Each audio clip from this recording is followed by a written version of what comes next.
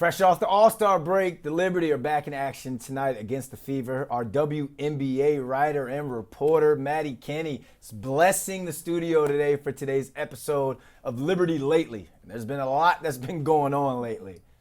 Hi, my name is Madeline Kenney, and I cover the New York Liberty and the WNBA at large for the New York Post. Make sure you subscribe to the Post Sports Plus for access to exclusive stories and interviews with your favorite players and coaches. Subscribers get my weekly newsletter, Inside the Liberty, where I'll take you behind the scenes on the defending champions season and their pursuit for another ring. Sports Plus subscribers also get text alerts from me with exclusive tidbits. You can also text me your burning questions you want answered on the Liberty.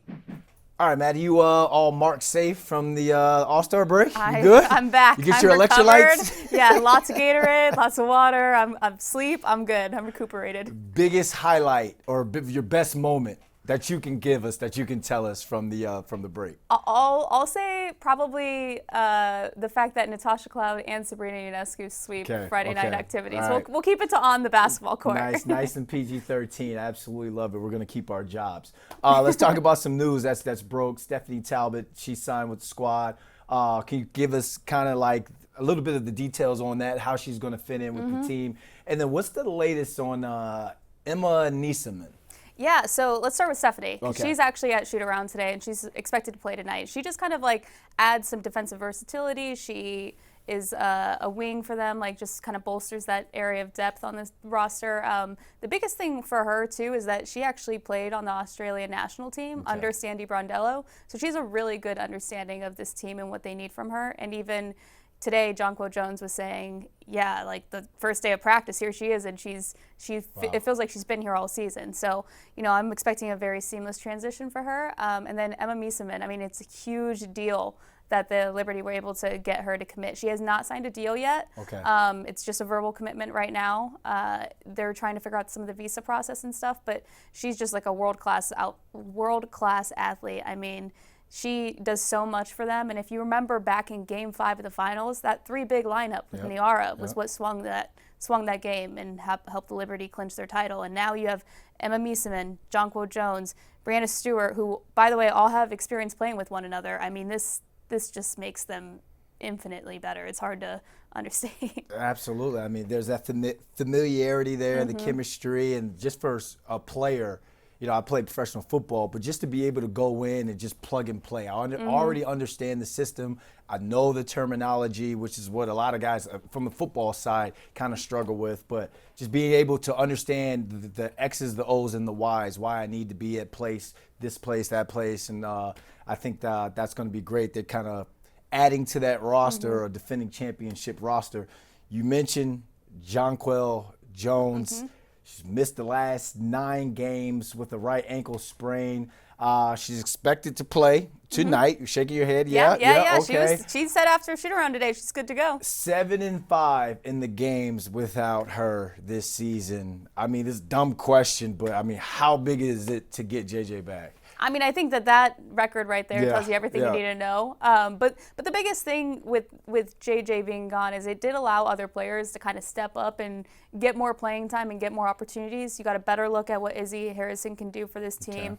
Niara Sabally played more minutes. Rebecca Gardner, when Sabrina Ionescu went down with the neck injury, and Maureen Johannes too. Like there was just a lot more opportunity for some of the depth to be tested. I think that there was a little bit of a wake-up call of how important JJ is to this team, because I think sometimes her game can be a little bit underrated to just the casual watcher. But she does so much when it comes to floor spacing, offense, like facilitating, getting inside, defensively. I mean, she's your anchor. Like, she's the air traffic controller that tells everyone what needs to happen. And then if somebody gets blown by, she's there as like the insurance policy, So I think that getting JJ back is huge for this team, and it's just going to also provide like a lift, just with energy has been really high around this team, but I think there is something to be said about mentally what happens with a team when you do get a player that's so important like JJ back into the right lineup. You mentioned that depth, getting some minutes and some well-needed experience for some of them. Did they answer the call, though? I think most of them in different situations did. Nobody is going to be able to replace JJ. And to ask, like, Izzy Harrison to step in and be JJ, I mean, nobody can do that, not even Niera Sabali. Okay. And so I think, given the opportunities that they had, were they perfect at all times? No, but you know what? They were enough to help steady the ship. Liberty are still second in the league, despite playing all those games without JJ. I mean, they're still in a really good spot to defend this title. So how deep would you say the rotation is now? I mean, I feel like you never want to go more than like a 9-10 player rotation, but you probably could go 12 with this team.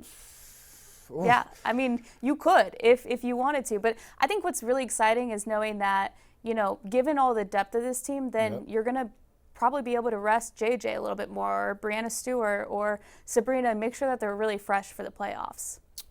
Glad you mentioned that, because now we're going to talk we're going to see how this team is stacking up. We're going to take a look at the standings and where the Liberty currently sit and how they got there. 15-6 overall, 5-5 in the last 10, 10-2 at home, but 5-4 away. That's numbers, stats.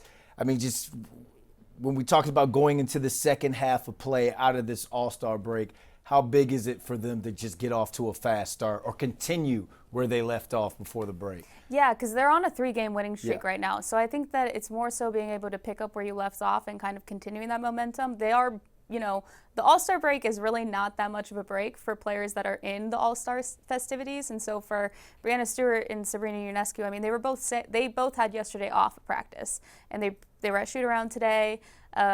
Brianna was going to take her afternoon nap, like she's tired. And so I think that it's more so trying to just get through this week, because then they have a back-to-back at the end of this week. And so, you want to set the right tone. And I feel like with getting JJ back, they're going to be able to set that tone without exhausting the rest of the roster. Which is why that depth is so important. Exactly. To be able to rest the stars like that. I need a nap too. Yeah, I mean, don't we all? I need a little afternoon nap too. So let's kind of preview the second half. They're going to face the league-leading Lynx 4 times.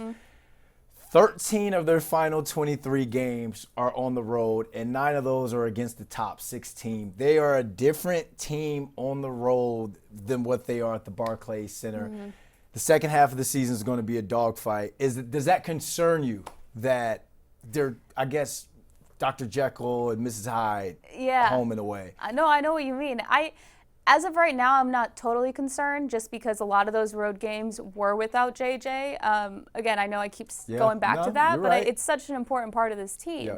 And so I'm not totally concerned about that. But what I will say is that the reason why they're so hard to beat at home is because they really feed off of that Barclays Center crowd. I mean, the way that those fans get into, especially in the fourth quarter, you have seen the momentum changes happen and the swings happen in favor of the home team, just because they're feeding off of it. Just takes like one big block or one, turnover, breakaway basket to just really shift the crowd in favor of the Liberty. And so I think that that's why they thrive at home partially, is they can kind of, even on nights when they might not feel like they have it energetically wise, they can feed off of the crowd. And so it is a tough second half season schedule. I mean, facing the Lynx 4 times is no joke. And that's their biggest competition when it comes to a title this year. So those games will be really telling. It's when you talk about that home crowd and getting them juiced up. Shout out to DJ Rio, who does a great job, especially when she introduces Ellie. She's like, "Here comes Ellie." I'm like, how long is those E's at the end? Yeah.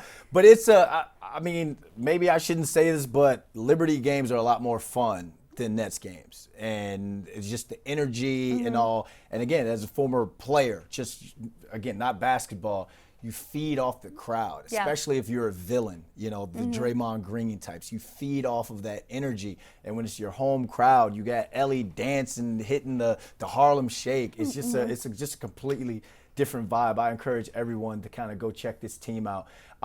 But does it concern you, or let me rephrase that? Are you worried that 9 of those games are against 6 of the top teams in the WNBA?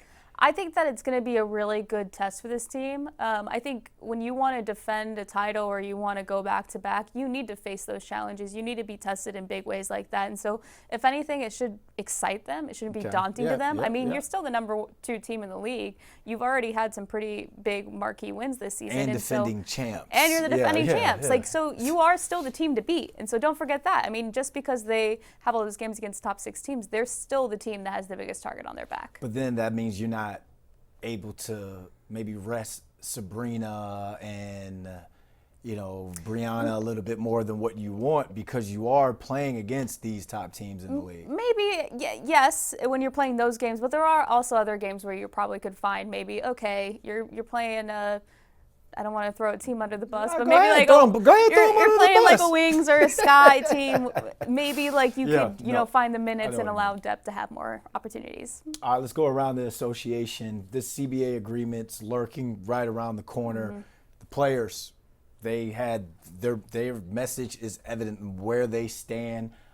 Pay them what they owe them. How do you think this is going to affect not only the Liberty, but just the league in general?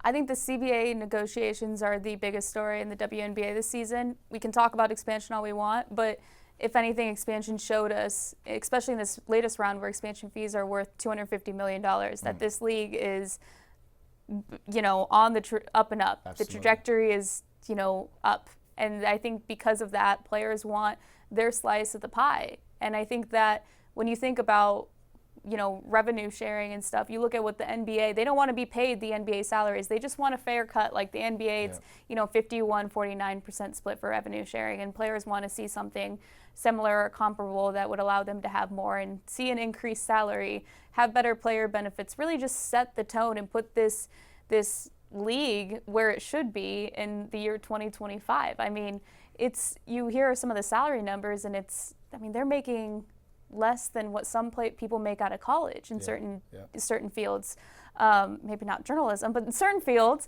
And so I think that this is something that's going to be a story that's going to continue on for the rest of the season. And current CBA expires October 31st, which is the end of this season. A work stoppage is very possible. Players are bracing for it, but the hope is that they're able to get a deal done before, in order not to, eat into next season. How do we get the casual fan on board? Because when I go through the comments, it's a bunch of people who probably didn't even play JV basketball that automatically just become these lawyers or something and know everything about the WNBA CBA agreement. Like, how do we get them on board? Because there's so much misinformation and opinions out there and not a lot of people speaking with facts. I think the biggest thing is that there's a lot of bad actors who maybe are like, oh, the WNBA is not profitable. It's not making money. Yeah.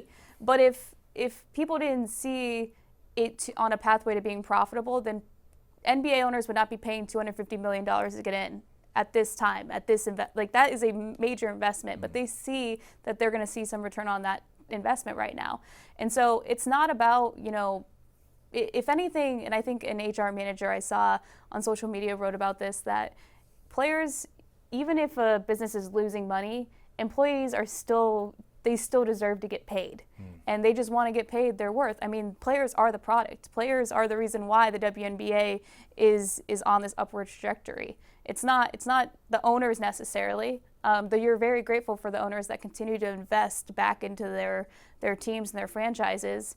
But I think players just see that the time is now for them to really make this jump, because I don't think they're ever going to have as much leverage in negotiations as they do right now in this moment. You think we see Caitlin Clark get vocal about it? I actually asked her at AllStar Game about whether, I know she's a second-year player and young, and I think, it takes a lot of courage for a young player to step up and use their voice in these kinds of negotiations and stuff. Because look, CBAs are very complicated. Yes, they are. Is not, as somebody that's been a union worker in the past, there are a lot of complexities in these types of conversations and stuff.